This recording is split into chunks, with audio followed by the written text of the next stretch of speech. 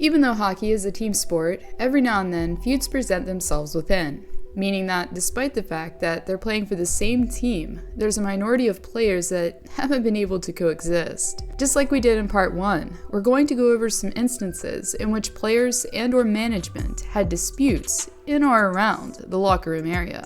And with that, here is part 2 of the NHL's nastiest locker room disputes.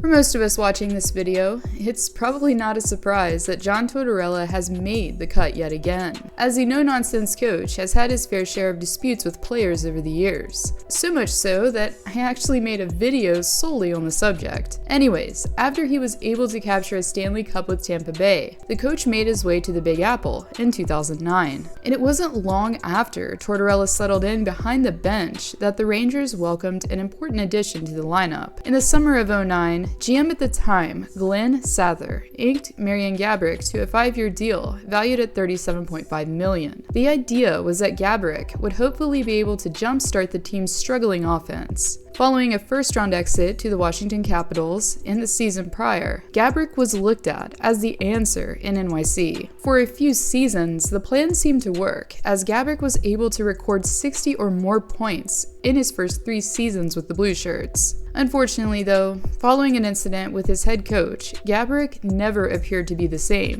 During the conference finals series against the New Jersey Devils, things quickly came to a head between player and coach, following what was seen as a defensive error on Gaborik's part in Game 2, which led to a goal against. Tortorella immediately benched him thereafter. On the second goal, "I didn't get the puck out, I guess," Gaborik says. "I don't know. You'll have to ask him." According to an article from the New York Times, this was after Gaborik found himself being benched and a healthy scratch by Torts himself. Years later, Gaborik revealed just how toxic his relationship was with Tortorella on his podcast. "I had a different opinion on one situation. John said I wasn't at a certain position where I should have been. If Mike Rupp didn't jump in between us, we'd fight for sure. We were yelling so loud, other guys in the locker room over 10 meters away heard us," he recalls. Even though no punches were reportedly thrown, Gaborik returned after the loss to the Devils in 2012 as seemingly a different player. After recording only 19 points in 35 games played,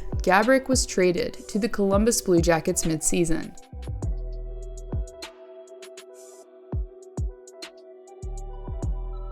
Speaking of the New York Rangers, these two former teammates had their bout of bad blood while also playing in NYC. Interestingly, both Tony DeAngelo and Alex Gorgiev were added to the Rangers roster at about the same time. As far as Gorgiev was concerned, the goalie was in the process of trying to prove himself in the shadow of Henrik Lundqvist, and DeAngelo was trying to prove himself in other ways to the Rangers club. After being acquired by the Rangers via Arizona, the defenseman was on a pretty short leash, with a prior record that featured suspensions for abusing officials and violating the abuse diversity policies. DeAngelo was skating on thin ice from the start. Pun intended. But it was due to his actions following an overtime loss against Pittsburgh that DeAngelo wouldn't be getting any more chances. In January of 2021, a close game between the Penguins and Rangers wasn't able to be settled in regulation. Around midway through the overtime period, however, due to some miscommunication in the Rangers' end, the Pens went home with the W. As the puck made its way behind the cage, both DeAngelo and Gorgiev went to retrieve it.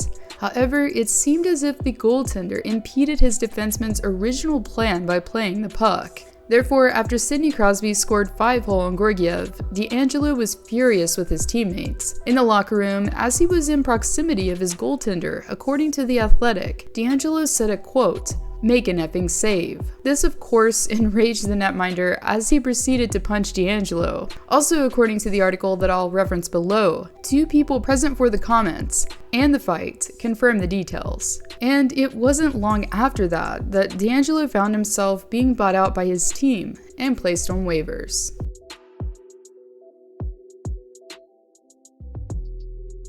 Obviously, when teammates don't get along, it creates conflict, and the same can easily be said of players' wives and girlfriends. If their partners aren't hitting it off, this can create chaos all by itself. This concept definitely holds true while referring to the Erik Karlsson and Mike Hoffman feud. The conflict between Karlsson's wife and Hoffman's fiancé at the time first surfaced in the media during the off-season of 2018, after Melinda and Erik Karlsson both lost their unborn son weeks before birth in March of the same year. Monica Carrick reportedly messaged Mrs. Carlson online thereafter. However, according to court documents, Monica's words were far from sympathetic. Soon after Melinda filed an order of protection against Mrs. Hoffman-to-be, it was revealed that Monica had begun taunting the couple. According to the Ottawa Citizen, Melinda's statement to the court said in part that Carrick took delight in the miscarriage and that she wished someone would take out Erik's legs to end his career. This, of course, created a rift between Hoffman and Karlsson in the locker room between the time the harassment began until the off-season, as both Karlsson and Hoffman were traded following the controversy.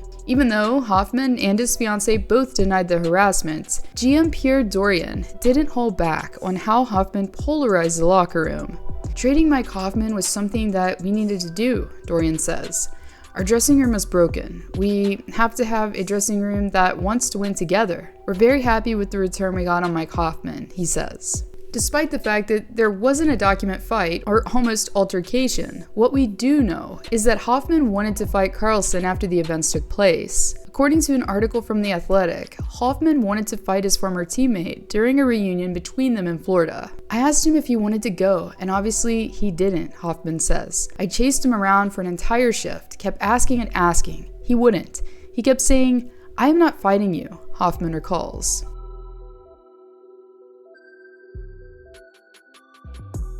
It's pretty much common knowledge that Evander Kane didn't get along with everyone in the San Jose locker room. Even though we didn't get specific names, according to The Athletic, multiple players on the Sharks roster didn't want him to return to the team. But his teammates weren't the only ones that Kane had trouble with during his stint in the Bay Area, as Kane later revealed once he signed with Edmonton that his former assistant coach, Rocky Thompson, also wasn't his biggest fan. The day following his signing with Edmonton, Kane dropped a bombshell in Alberta. During an interview with TSN, according to Kane, he claimed that Thompson tried to fight him. It all transpired in mid-a-team meeting that was meant to address the power play. After a heated disagreement between Kane and Thompson, the coach allegedly lost it thereafter. There was one story with an assistant coach who had taken his shirt off during a power play meeting and challenged me to fight, Kane recalls. "We were in a power play meeting. I think we were just giving our opinions on what we could do better, and I gave my opinion," he says. Even though Kane said he tried to laugh it off with everyone else after not reacting, given his previous history with locker room dysfunction, it's hard not to wonder if it wasn't meant to be a joke.